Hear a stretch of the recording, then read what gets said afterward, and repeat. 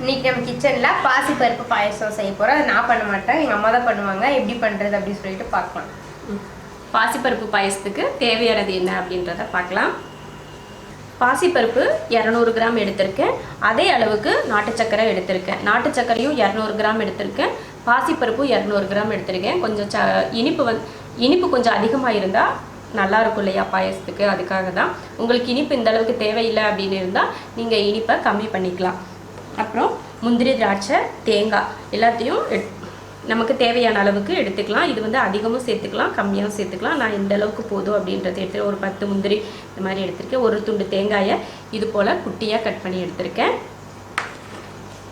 அப்புறம் நெய் வந்து நமக்கு தேவையான அளவுக்கு எடுத்துக்கலாம். ஒரு மீடியம் சைஸ் தேங்காயில் பால் எடுத்து வச்சுருக்கேன்.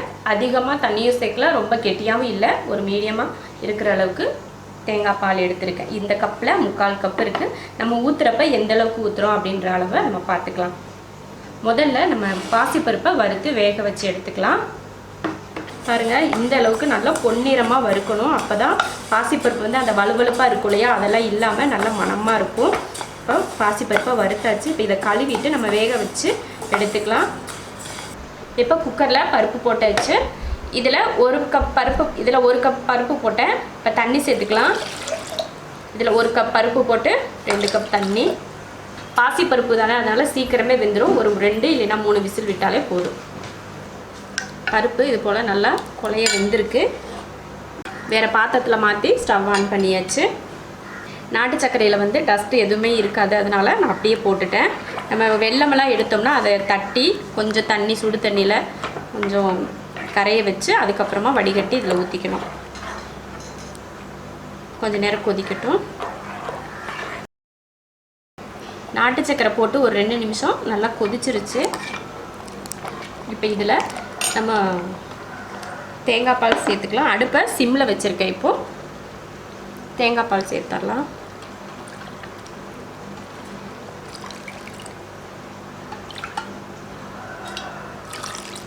எந்த அளவுக்கு நாட்டு சக்கரை சேர்த்தோமோ அதே அளவுக்கு 2 கப்பில் தேங்காய் பால் சேர்த்துருக்கேன்.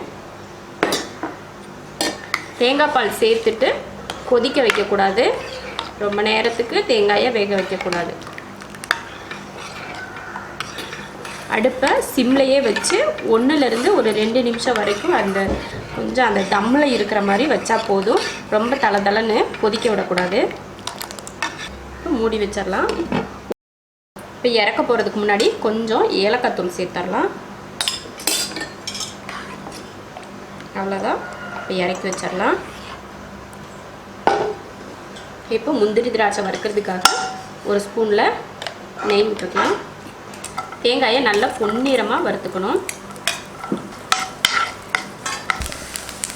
தேங்காய் நல்லா இந்த மாதிரி பொன்னிறமாக வந்ததுமே முந்திரி பருப்பு.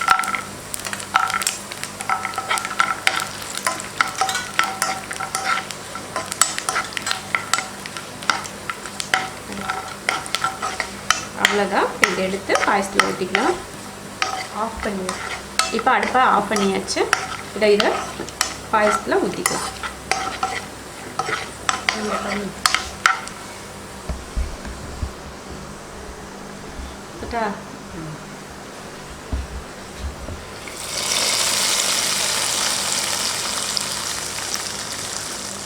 இப்போ சூப்பராக பருப்பு பாயசம் ரெடி ஆயிடுச்சு.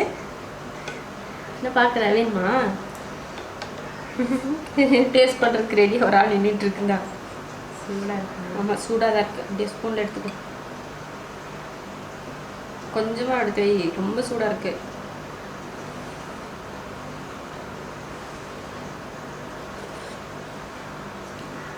சூப்பராக இருக்கு.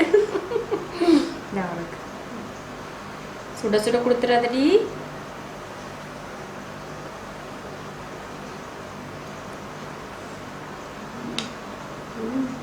சூப்பராக இருக்குது.